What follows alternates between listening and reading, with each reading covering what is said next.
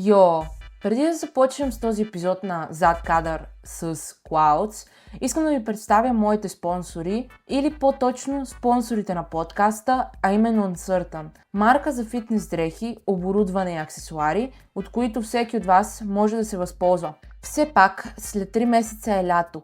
Всеки би желал да влезне в форма и да се чувства перфектно в кожата си. Това, което лично много ми хареса, са унисекс тениските. Дизайните са брутални, стават за тренировка, за навън или просто за casual визия. И ако като мен си харесате по нещо, искам да ви изненадам като ви кажа, че имам промокод, а именно Clouds15, който ще ви осигури не 5, не 10, а цели 15% отстъпка само за вас. Можете да се възползвате директно през линка долу в описанието. Искам само да направя един малък и кратък шаут-аут. Ако ви кефят този или пък тези герои, те са направени от един мой приятел, а именно Въгнечето. Той доста се потруди за този подкаст, затова ви моля да го последвате в Instagram. Линк за неговия профил долу в описанието. И сега, нека започнем с епизодът. И здравейте хора, аз съм Клаудс и вие сте с Зад кадър с Клаудс. Днес ми е супер приятно, защото на гости ми е човек, за който не е нужно много представяне. Най-вероятно вече сте го гледали. За хората, които по някакво чудо не те познават, кой си и какво правиш? Аз в интернет пространство съм известен като Дим Дончо. Обаче съм Димитри, съм от град Разлог в България. Има един много интересен факт за Разлог, за града, в който съм роден. Ако изведем една линия по вертикала на града и още една линия по точна хоризонтална на града и я продължим до края на земята, през цялото кълбо, Разлог ще е центъра на земята. Други хубави неща за града не мога да кажа. Но да, това е. Правя видеа за анимации под името Дим Дончо. Може би сте ги виждали, в YouTube имам около 30 000 абоната, в TikTok са 20 и нещо. А помниш ли първото си видео, какво мислиш за него сега? Първото видео беше много готино. Първото видео, което мога да намеря и за което помня, е едно видео, в което играя Five Nights at Freddy's. И тогава много харесвах да гледам видеята на Крис Бой, т.е. тогава се казваше Доктор Крафт. Много е странно, че сега вече се познаваме с него, но да, вдъхновен от него бях снимал едно видео, как играя на телефона в FNAF 2, демото. Ще е хубаво това видео, само аз да знам къде се намира и никой да не го вижда. Как избра, понеже ти главно правиш контент за анимации, как избра точно този тип съдържание, който правиш сега? Много обичам анимации. И ще да ми е супер готино, като аз бях една идея по-малък и бях, имаше повече анимации, имаше повече неща, които излизат, имаше повече комюнити. Ще да ми е супер готино, ако имаше един такъв български канал, който прави идея за анимации. И си казвам, окей, аз горе-долу съм адекватен, имам някакви знания. Защо да не го направя аз, даже мога да рипна някакви хубави неща от цялото това нещо. И си казвам, окей, аз ще съм това, който искам да има. Един вид. Да, той колегата Досев също спомена за тебе доста. Каза, че някакси се носи му идол, защото той главно прави горе-долу такъв тип контент. Съжалявам го. Да има такъв идол.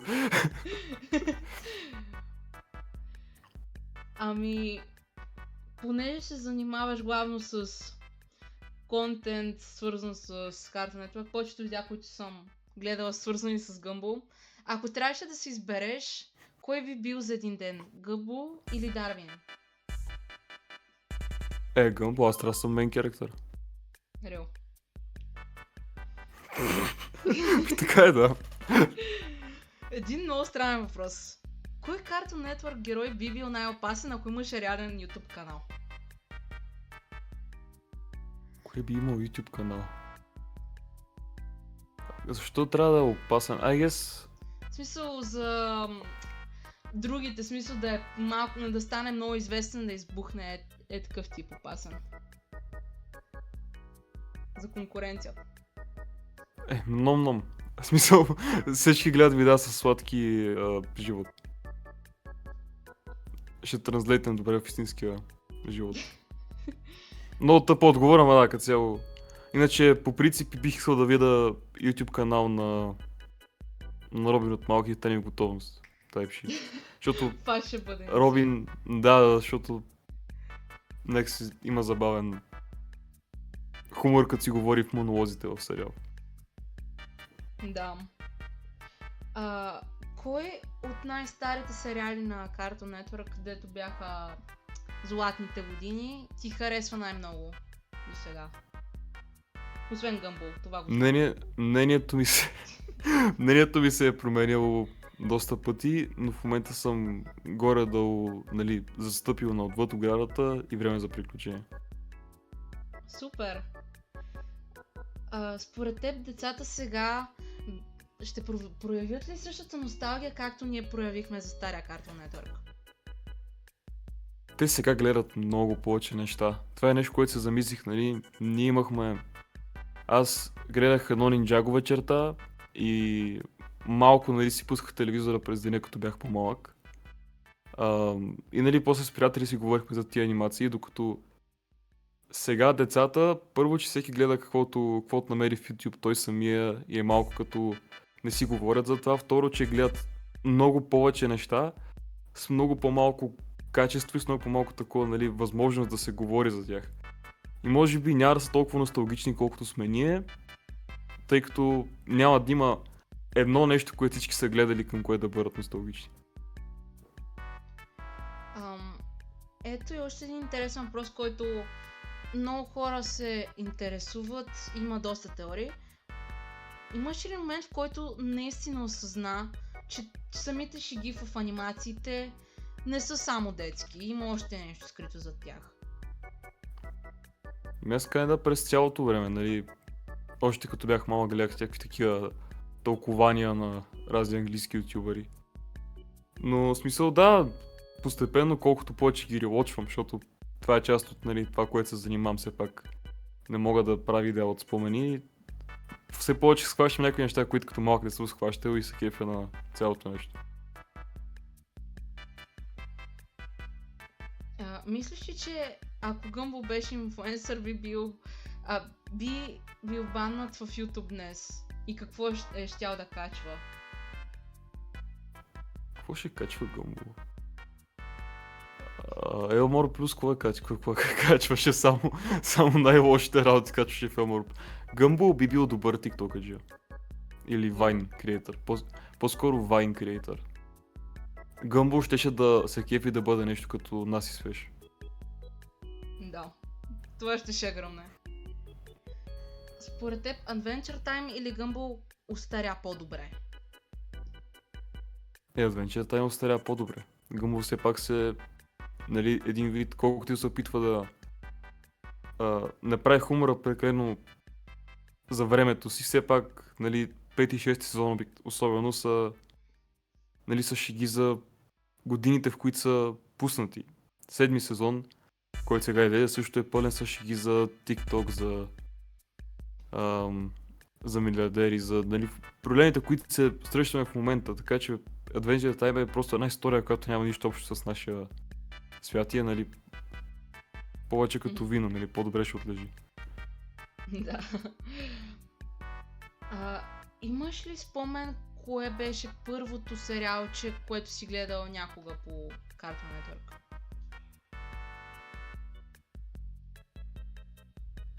Предполагам, че е Чаудър.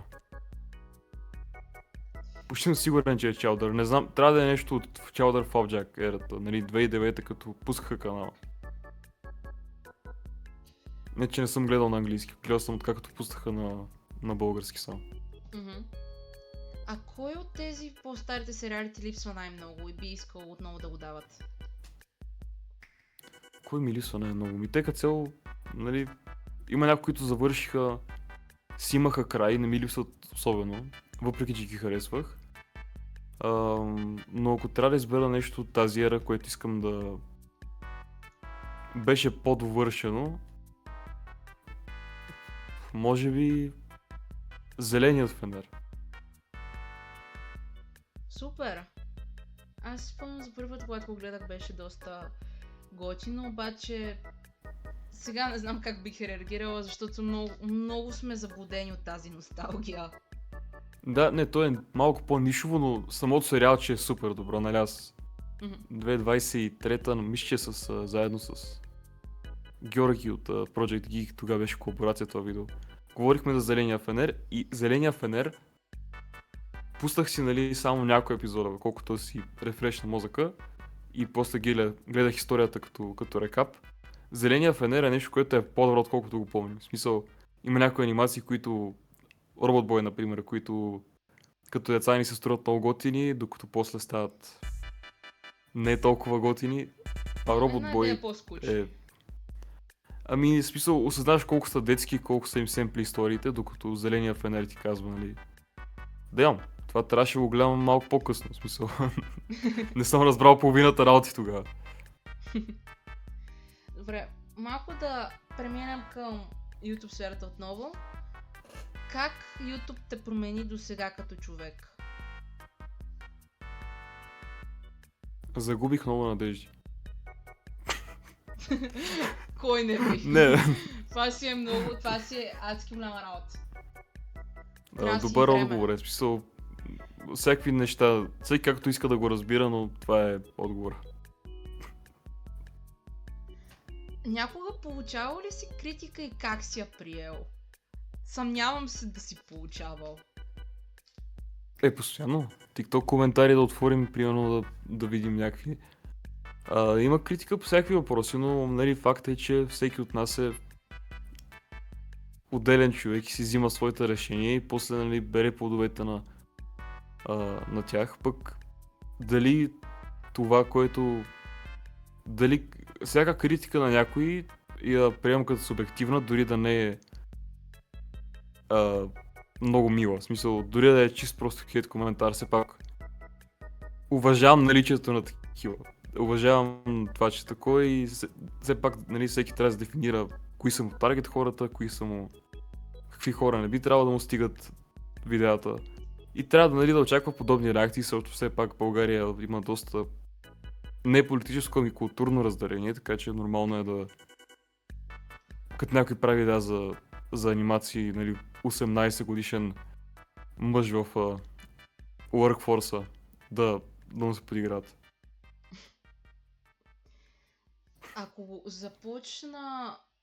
започнеш от началото да правиш YouTube контент, кое би променил? Абсолютно нищо. Аз тогава ги размазах в началото.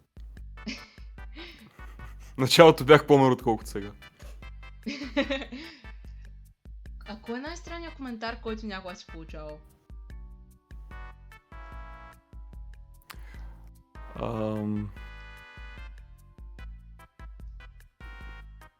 Опитал се да не ги помня, но че...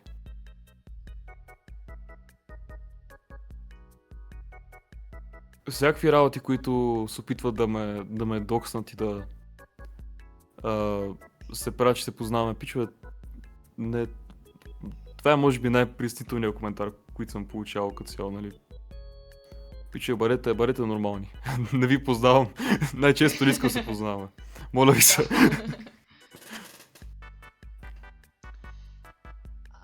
И един малко по-интересен въпрос.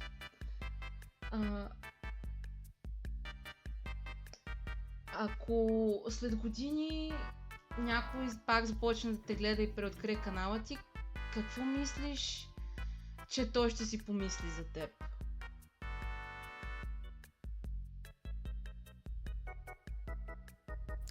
Едва ли е толкова дълбоко смисъл, че съм правил някога видеа за анимации и са били за времето си добри, някой ги е гледал. И че, нали, са връщали на хората спомени. Защото главният апил на повечето видеа е, че стават и за YouTube и за TikTok, защото ти връщат някакъв спомен. Аз няма значение какво казвам. Забелязал, че много хора просто лежит, като кача някакво видео, те не ме слушат какво говоря. Аз едно съм като някакъв грамофонен глас отзад, никой не му пука какво казвам. Показвам чаудър на екрана, показвам флапджак на екрана. И хората почват вече да коментират, да си мислят някакви работи, да казват какви са им техните нали, експириенси с тези анимации, как си ги гледали, какво са мислили като малки. И да, моята фигура остава като на заден план и не мисля, че имам чак толкова голямо свързване с съдържанието. Пък ако някой го гледа в бъдеще, нали, дано да не е станал малко по-смешно, отколкото сега. А какво в случая ти дава Cartoon Network, което интернетът не може? В момента не дава абсолютно нищо, в момента е малко мъртъв, но ни даваше, както казах, нещо обединено, нали, от което всичките деца да гледаме, всичките да има чатове, да има общности, да има нали, нещо като да има общности не за всяка анимация по-отделно, а за едно голямо цяло нещо, което да мога да влезеш, да се ровиш, да учиш забавни неща, да споделяш тия забавни неща с приятели, да коментирате сюжети, което обогатяваше нашата култура, като бяхме по-малки. И да, доста неща, които, например, често казвам, мисля, че особено културно обогатяване случва в български интернет в момента. И тези commonplace неща, които, нали, сега децата си говорят за тях, предполагам филма Русалки и така нататък, може би са направени да бъдат такива, но заради чистата си тъпотия и плиткост, едва ли някой ще изградат сериозни дълготрайни общности, а по-скоро ще са, нали, като да я знам, ще минат по-бързо, отколкото ще ги забравят децата, по-бързо, отколкото очакват създателите. А ти би ли направил някакви видеа, които са един тип като теории, понеже анимациите и главно тези по Cartoon Network са свързани най-вече в YouTube с тези огромни теории? Имам едно видео за теории. Не, то е такова. Значи аз имам идея. Нали, винаги си казвам, окей, това видео се справи супер добре. Още в началото на 2023. Това видео се справи прекрасно. Трябва да направя още някои такива. Те са мега лесни за правене. Има много теории, някои от тях много ми харесват. Трябва да направя такива видеа. И после дойде някаква новина, която е по-важна. Или нещо, което съм тръгнал да пиша преди това. И така и не се случи да го кача. И съм пълен с идеи, обаче преди качвах по веднъж на седмица. Сега качвам малко по-рядко. И просто няма кога да ги направя всичките тия видеа. Но иначе, да, има някои теории, които ме кефат. Макар и че според мен тези 5 теории, които най-много ми харесват и които съм, нали, най-сигурен, че са верни, са в това видео. Не. Това видеото се казва теориите, които се оказаха истина. Да, 5 теории, които са вярни, са в това видео, пък другите не знам. За други теории ще има видео скоро. Значи ще има. Да очакват феновете. Никога не обещавам нищо. Когато съм обещал нещо, го очакват от 3 години. Така че да се готвят.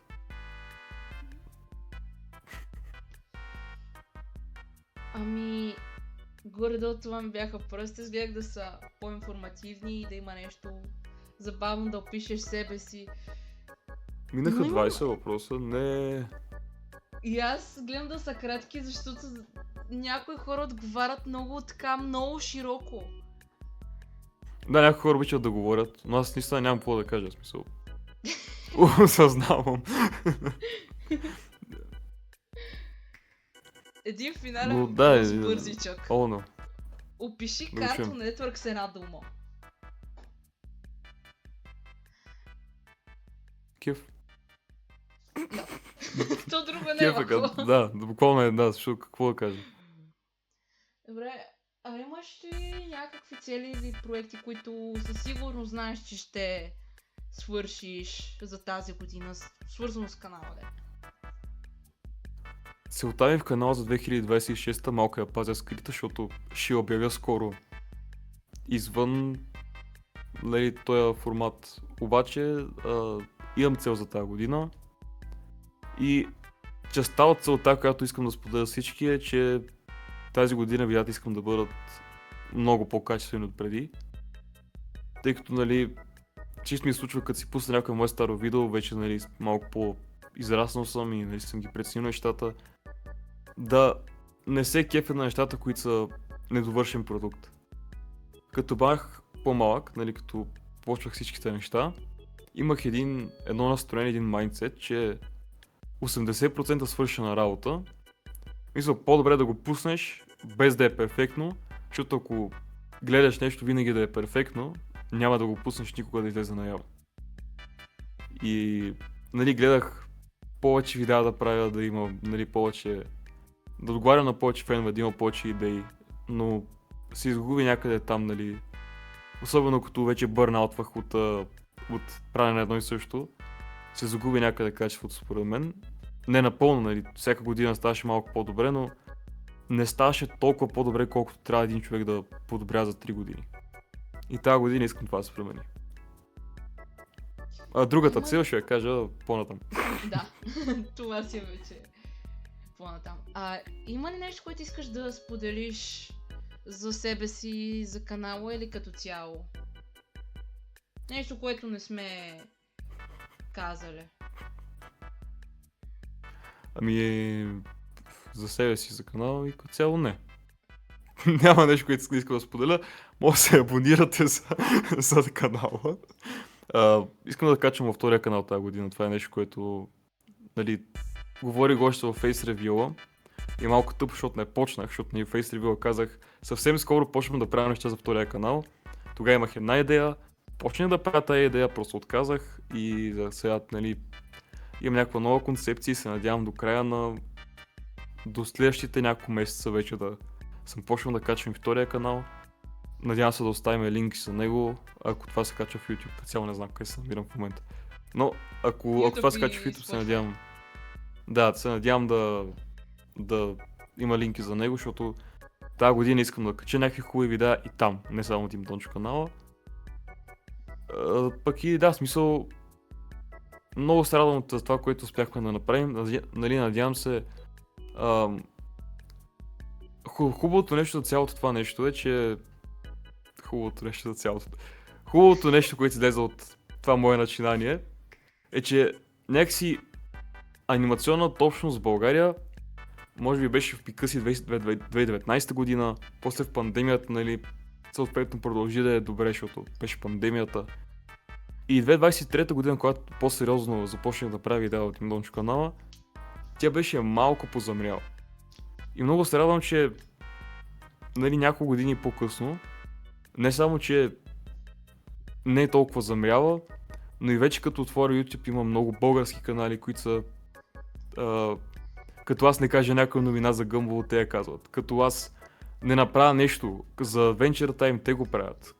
Shoutout Досев, Мерзавците и всички други колеги, нали, които може би сигурно ще бъдат тук на това място, в този аудиоформат.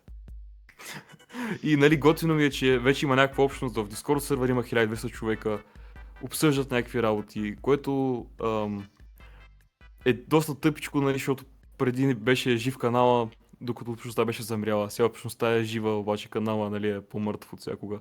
Но, да сме живи и здрави. Радвам се, че вече има някаква общност, че има хора, с които да си говорите за анимации и че някакси успяхме заедно, аз и другите ютубъджи, които говорим за това, да нормализираме това свое хоби сред хората в България. Тъй като не знам дали ако бях правил тия видеа през 2018 година, ще има много повече подигравки, отколкото има сега. Ако бях правил някакси сега много успяхме да прокараме сред хората вярването, че анимациите не са само за деца, че анимациите не са някакви странни, неадекватни, инфантилни работи и че има нали, добри анимации за възрастни, че има смисъл да се гледат анимации, че са просто филми като филмите, но нарисувани. И да, това е може би най-голямото постижение на цялата общност. Добре, благодаря много за участието и ако епизодът ви хареса, ударете по един лайк, абонирайте се за мен и най-важното, абонирайте се за Дим Дончо, да стигне 40 000 абонати му пожелавам. Омага, 40.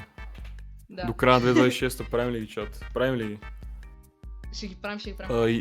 И тук този канал поне 2000 абоната до края на годината. И ако вече има 2000, 10 000, не знам колкото има.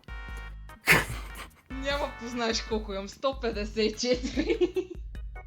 Нищо, до края на годината 2000, благодаря, че гледахте от мене. И да, тук да си шаут-аут на shop.dimdoncho.com, може да си ми видите канала, може да...